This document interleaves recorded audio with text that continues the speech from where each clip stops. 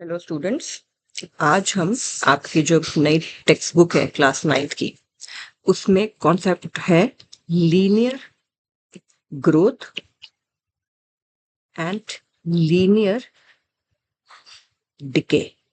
Linear growth and linear decay. Decay क्या चीज होती है कि कोई चीज कम होती जा रही है, खराब होती जा रही है, कम होती जा रही है। ग्रोथ मतलब जो बढ़ रही है। तो बेसिकली लीनियर ग्रोथ और लीनियर डिके हम कुछ एग्जाम्पल से समझेंगे। फिर मैं आपको उसका एक फॉर्मूला भी बताऊंगी कि y is equal to M X plus C जो है उसकी हेल्प से स्लोप वगैरह कैसे देखते हैं। तो पहला क्वेश्चन कहता है कि suppose a plant has height 1.75 feet. एक प्लांट है जिसकी हाइट है 1.75 feet and it grows bye 0.5 feet each month. वो बढ़ रहा है, ग्रो हो रहा है हर महीने 0.5 फीट से। तो पहले क्वेश्चन में तो उन्होंने बोला कि हाइट आफ्टर 7 मंथ्स। जो हमने कल एक्सरसाइज की थी उसके हिसाब से आपने देख लिया था। जनरल हमने एक लीनियर जो था पॉलिनोमियल बनाना सीख लिया था। एक जनरल लीनियर इक्वेशन है, जनरल लीनियर पॉलिनोमियल हमने बनाना सीख लिया था, राइट। तो इसके हिसाब से अगर हम उसी के हिसाब से कल वाला करें तो 1.75 है और 7 मंथ्स के बाद पूछा है उन्होंने, ठीक है। तो 7 मंथ्स के बाद उन्होंने पूछा है, तो हाइट कितनी हो जाएगी 7 मंथ्स के बाद? अभी है 1.75 प्लस 0.5 इंटू 7, क्योंकि हर महीने 0.5 बढ़ रही है, तो 7 मंथ्स के बाद इतनी बढ़ जाएगी 0.5 इंटू 7। कल की हमने एक्सरसाइज में यही सीखा था। तो अब 1.75 एज इट इज और इसको आप मल्टीप्लाई करोगे तो कितना आ जाएगा? ये 3.5। ठीक है, अब इसको ऐड करना आपको ध्यान से करना है। This is 1.75 and 3.50। तो ये क्या हो जाएगा?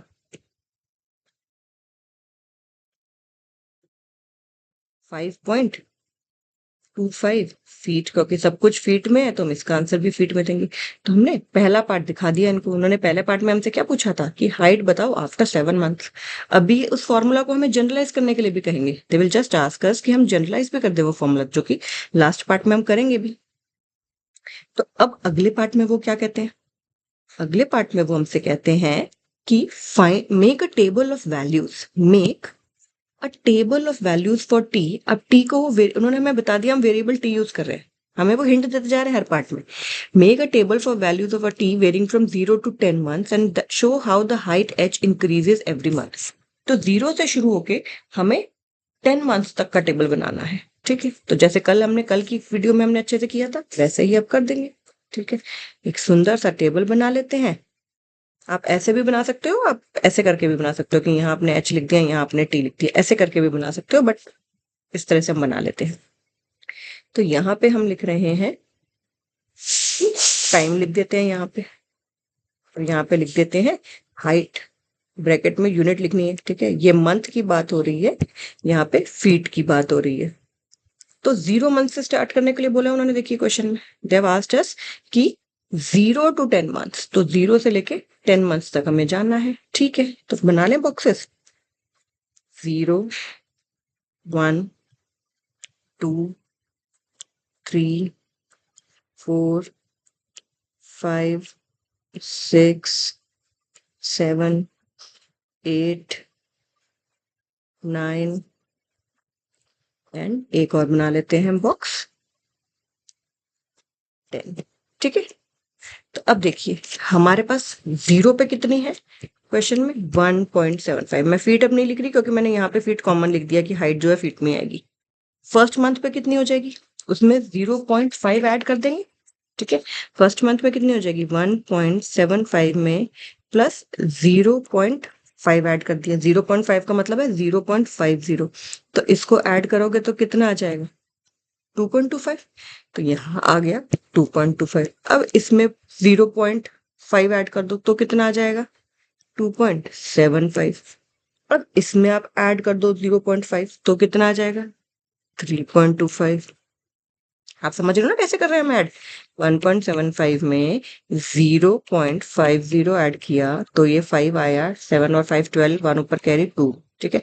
फिर इसमें हमने 0.50 ऐड किया तो ये 5 आया, ये 7 आया, ये आया।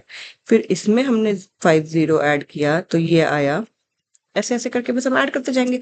अब 3.25 में आप 0.50 ऐड करोगे तो फिर कितना आ जाएगा 3.75। आपने गड़बड़ ये नहीं करनी कि आप ऐसा करो कि 3.50 0.05 मत लगा देना इसको, ठीक है। 0.5 है तो उसके आगे की एक जीरो हमें खुद लगानी पड़ती है।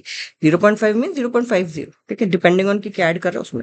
अब इसमें ऐड करेंगे तो कितना आ जाएगा 3.75। इसमें ऐड करिए 4.25, फिर इसमें ऐड करिए 4.75, आधा आधा ही तो ऐड कर रहे हैं। अब क्या हो जाएगा 5.25। देखिए हमारे यही आया था ना ऊपर वाले क्वेश्चन में 5.25, 5.75। यहाँ कितना आ जाएगा 6.25 और यहाँ कितना आ जाएगा 6.75। ये सब कुछ फीट में क्योंकि हमने यहीं पे लिख दिया फीट है। तो आपका क्वेश्चन नंबर 2 भी हो गया। अब देखो अगले क्वेश्चन में क्या कहते हैं। अगले क्वेश्चन में कहा find an expression that relates H and T explain why it represents linear growth. तो अब मैं ये आपको बताने वाली हूँ कि पहले तो बोला एक्सप्रेशन, जो कल हमने किया था लीनियर पॉलिनोमियल क्रिएट करना, लीनियर एक्सप्रेशन क्रिएट करना। तो अब बोलते हैं एच और टी में, एच में और टी में एक रिलेशन एक्स्टेब्लिश कर दो। तो हमें पता है कि एच किसके इक्वल आ रहा है, हमें शुरू में वो 1.75 है, उसके बाद बढ़ रहा है वो, तो इसलिए मैंने प्लस लगाया 0.5 इंटू टी, टाइम के हिसाब से 0.5 इंटू टी। तो ये हमने क्या क्रिएट कर दिया, हमने थर्ड पार्ट का एक्सप्रेशन क्रिएट कर दिया। बट आगे उन्होंने हमसे क्या पूछ लिया, उन्होंने पूछ लिया कि एक्सप्लेन करो कि ये लीनियर ग्रोथ क्यों रिप्रेजेंट कर रहा है, एक्सप्लेन करो कि ये लीनियर ग्रोथ क्यों रिप्रेजेंट कर रहा है। तो हम कैसे शो करेंगे, हमने बोला कि h is equal to 1.75 plus 0.5 अगर अब बच्चों इसको कंपेयर करो आप जनरल एक्सरसाइज से, पहले तो हम इसका सिंपल आंसर ये दे सकते हैं।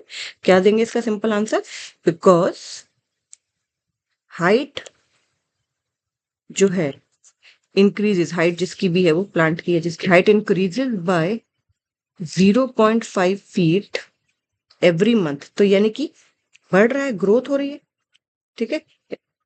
Because height increases by 0.5 feet every month, ठीक है। 0.5 फीट क्या है, एक कांस्टेंट है, एक कांस्टेंट ही तो है ये। तो देयरफॉर जो ये है it is a case of linear growth, it is a case of linear growth की ग्रोथ हो रही है।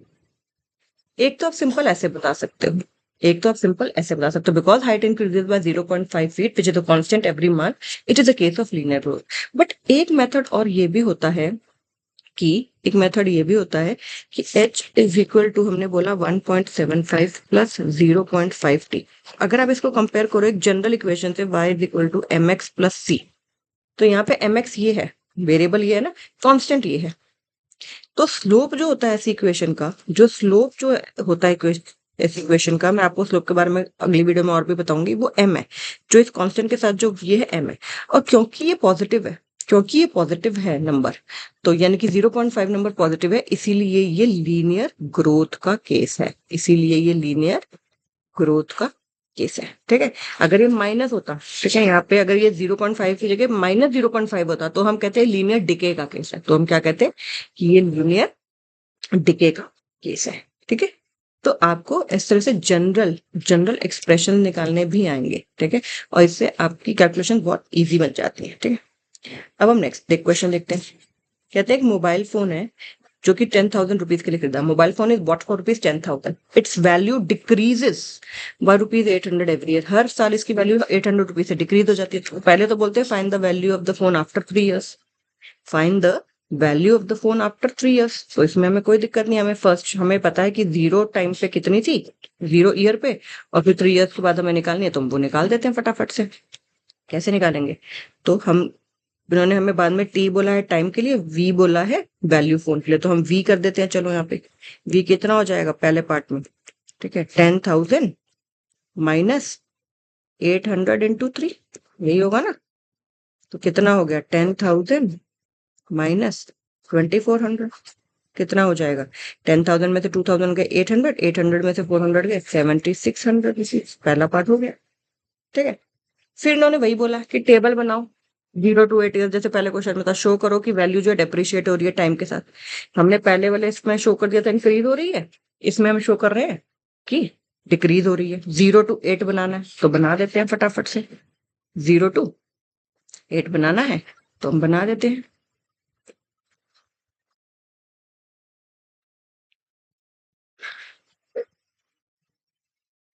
ये है,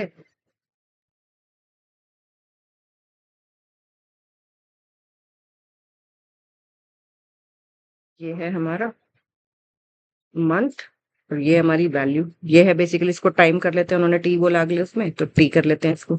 टी जो है वो ईयर में है, वी जो है वो रुपीज में है। ओके, अब 0 मंथ पे 10,000 है, 1 मंथ पे कितनी हो जाएगी? 800 माइनस कर देंगे, 800 माइनस कर देंगे तो 9200। फिर सेकेंड मंथ पे कितनी हो जाएगी? 9200 में से आपने माइनस कर दिए 800, तो 8400। ये अभी मैं निकाला भी था, 7600। फिर 6800, 5 पे 6000, 6 पर बस 800 माइनस करते जा रहे हैं। 6 पर कितनी हो जाएगी? 5200, 7 पर 46, कितनी हो गई? 7 पर सारा ठीक मल्टीप्लाई किया ना, 7600, 6800, 6000, 6000 में से 800 गए, 5200, 5200 में से ये हो जाएगा 4400। और इधर आ गया आपके पास 3600। तो आपने निकाल दिया, तो आप बोल दोगे it is a case of, या फिर जो उन्होंने वर्ड्स बोला कि ये डेप्रिशिएट हो रहा है। ठीक है, जो कॉस्ट है, कॉस्ट जो है वो क्या हो रही है, आप पूरा सेंटेंस लिखेंगे कि डेप्रिशिएट हो रही है, कॉस्ट डेप्रिशिएट हो रही है। ठीक, अगले क्वेश्चन में उन्होंने फिर से वही जनरल एक्सप्रेशन निकालने को कहा है।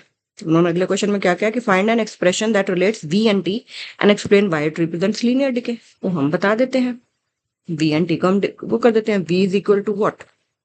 10,000 माइनस कितना था? 800 इंटू टी। हर महीने 800% डेप्रिशिएट कर रहा है, तो ये हो गया।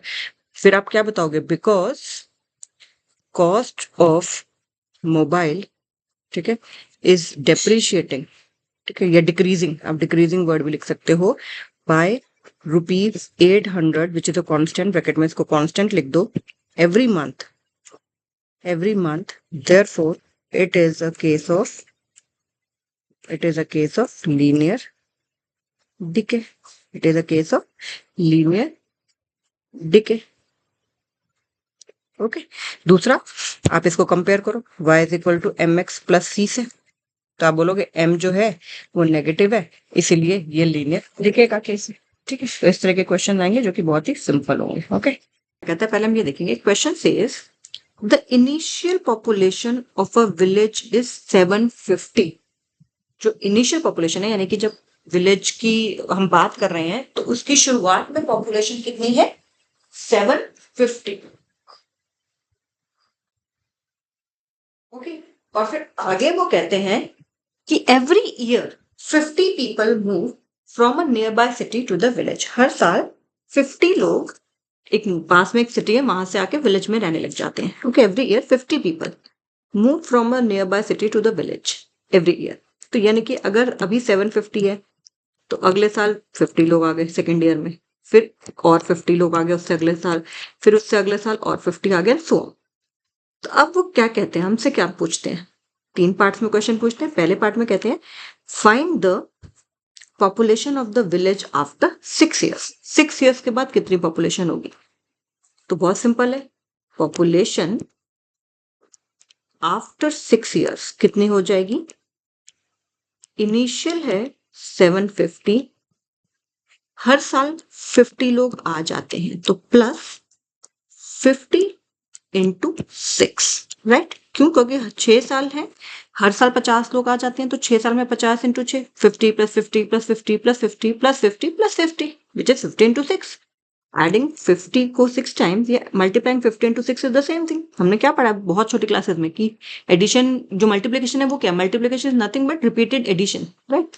तो ये क्या हो गया? 750 प्लस 50 इंटू 6 कितना होता है? 6 5 30, तो ये 300 हो गया। 6 5 30 और एक जीरो ऑलरेडी है, तो ये हमारे पास कितना आ गया? 1050। तो ये हमारे पहले पार्ट का आंसर हो गया। क्या पूछा था उन्होंने? कि find the population of the village after 6 years. तो आपको बहुत केयरफुली देखना है, 50 पीपल हर साल ऐड हो रहे हैं सिटी में से आके वहां रहने लग जाते हैं। तो यानी कि अगर मैं पूछती 2 साल के बाद कितना हो जाएगा, तो आपको पता है 50 इंटू 200 लोग आ जाते हैं ना, पहले साल में 50, फिर उससे अगले साल में भी 50, तो 50 प्लस 50 बेसिकली क्या है? 50 इंटू 2, 50 प्लस 50 100 होता है, 50 इंटू 2 भी 100 होता है। तो इसमें कंफ्यूज नहीं होना, ओके, कि इसमें आपने कंफ्यूज नहीं होना कि हम 50 इंटू 6 कर रहे हैं या 50 को 6 टाइम्स प्लस कर रहे हैं, दोनों चीजें सेम ही। सेकेंड क्वेश्चन पे चलते हैं। सेकेंड क्वेश्चन में क्या कह रहे हैं? सेकेंड क्वेश्चन में कहते हैं कि make a table of values for t varying from 0 to 10 years, क्योंकि उन्होंने पहले जो हमारा क्वेश्चन है उसमें क्या बोला, हर साल, they are talking about years, कि हर साल 50 लोग जो है वो सिटी से आके विलेज में रहने लग जाते हैं। तो उन्होंने बोला टेबल बना दो जिसमें आप टी को वेरी कर रहे हो 0 से 10 ईयर्स तक, और फिर शो करो कि पॉपुलेशन जो पी है वो हर साल इंक्रीज कर रही है।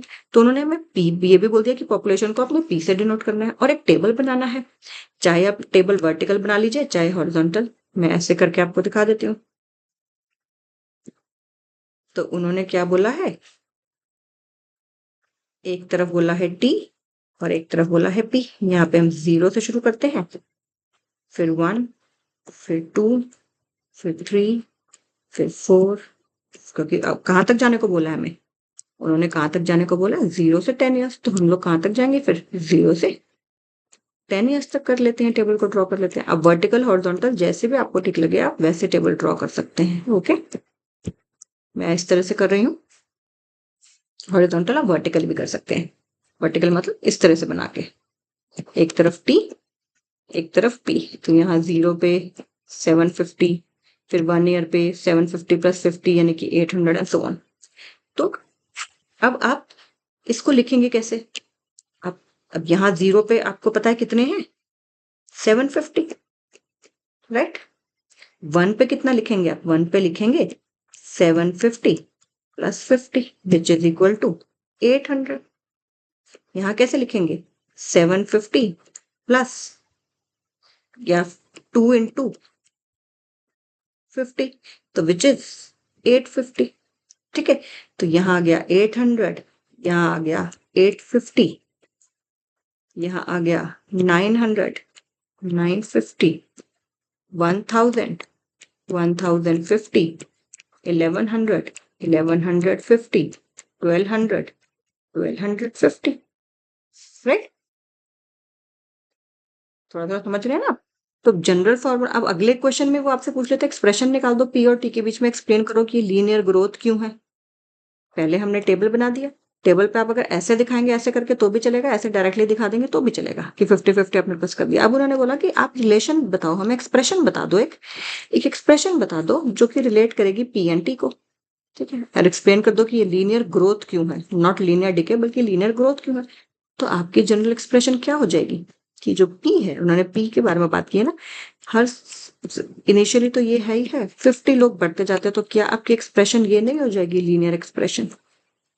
आपकी जो रिक्वायर्ड लीनियर एक्सप्रेशन है, क्या वो ये नहीं हो जाएगा जो हमने लिखा हुआ है, linear required linear expression is this. ठीक है, कि p is equal to 750 plus 50t। अब उन्होंने ये भी बोला कि ये शो करो कि लीनियर ग्रोथ का एग्जांपल है। क्या शो करने के लिए बोला है कि ये लीनियर ग्रोथ का एग्जांपल है। तो वो हम बता ही सकते हैं, कैसे बता सकते हैं? आप बोलोगे कि जो पॉपुलेशन है p, जो है p increases every year by 50। ठीक है, which shows what, which shows linear growth, which shows linear growth। और मैंने एक और भी आपको तरीका बताया, आपने लिखा p is equal to 750 plus 50t। तो comparing this with y is equal to mx plus c, अगर इस इक्वेशन को मैं कंपेयर करूं, comparing this with y is equal to mx plus c, तो y तो ये p है, c जो है 750 है, और mx क्या है, ये है 50t। जहां पे x तो वेरिएबल है, m कांस्टेंट है, तो t वेरिएबल है, 50 कांस्टेंट है, तो m की वैल्यू 50 आ गई, विच इज नेगेटिव और positive, which is positive. Therefore ये, क्योंकि स्लोप m क्या है, स्लोप है, it is a case of linear growth. तो ये किसका केस है, ये लीनियर ग्रोथ का है। या तो आप सीधा सीधा कह दीजिए क्योंकि पॉपुलेशन हर साल बढ़ रही है तो ये लीनियर ग्रोथ का केस है, और नहीं तो आप इसको स्लोप की हेल्प से भी बता सकते हैं कि ये जो है लीनियर ग्रोथ का एक केस है, राइट। अब हम चलते हैं आगे। क्वेश्चन नंबर 4 पे, जो कि इस एक्सरसाइज का लास्ट क्वेश्चन है। एक्सरसाइज कौन सी कर रहे हैं हम? 2.4 न्यू बुक की, ठीक है, 2.4 ऑफ द न्यू बुक। तो क्या कहते हैं? कहते हैं telecom company charges ₹600 for a certain recharge scheme. आप अपने मोबाइल को रिचार्ज कराते हो, है ना? तो कहते हैं कि एक टेलीकॉम कंपनी है जो ₹600 चार्ज कर रही है किसी रिचार्ज स्कीम के लिए। This prepaid balance is reduced by ₹15 each day after the recharge. ठीक है, तो कहते हैं कि हर हर अगले दिन से 15-15 रुपए हर दिन कम होने लग जाएंगे। यानी कि अगर पहले दिन 600 है, पहले दिन अगर 600 है, तो अगले दिन कितने रह जाएंगे? अगले दिन कितने रह जाएंगे? 585 रह जाएंगे। उससे अगले दिन कितने रह जाएंगे? उससे अगले दिन 570 रह जाएंगे। उससे अगले दिन कितने रह जाएंगे? 555 रह जाएंगे, एंड सो ऑन। तो हर रोज 15-15 रुपए कम होते जाएंगे। This is what the scheme is. तो अब उसके बेसिस पे हमें कुछ क्वेश्चंस पूछे गए हैं। लेट अस सी। तो पहला पार्ट पूछा, right an equation that models the remaining balance bx after using the scheme after using the scheme for x days। कहते हैं कि इक्वेशन बताओ जो ये बताएगी कि बैलेंस कितना रहेगा। बैलेंस को उन्होंने किससे डिनोट किया है? bx से डिनोट किया है। कहते हैं कि मान लो उसकी x डेज है, कुछ भी x डेज कुछ भी हो सकता है, ठीक है, x डेज कुछ भी हो सकता है, तो वो कितना, वो इक्वेशन क्या होगी? ठीक है, यानी कि बेसिकली वो जो आपको अभी तक के क्वेश्चन में लास्ट पार्ट में पूछ रहे थे, इसमें उन्होंने पहले पूछ लिया, इसमें उन्होंने पहले पूछ लिया, तो ठीक है। अच्छा, उन्होंने हमें ये भी बता दिया कि इसको bx कहना है, बैलेंस, ठीक है, और x डेज के बाद कितना रह जाएगा, यानी कि बैलेंस आफ्टर x का यहाँ पे मतलब है बैलेंस आफ्टर x डेज। तो शुरुआत किससे की थी? 600। अगर एक ही दिन होता तो मैं क्या लिखती? 1 into 15। 2 दिन होते तो मैं क्या लिखती? 2 into 15। 30 रुपए कम हो जाएंगे। 3 दिन हो जाते तो मैं लिखती 3 into 15, क्योंकि 45 रुपीज कम हो जाएंगे।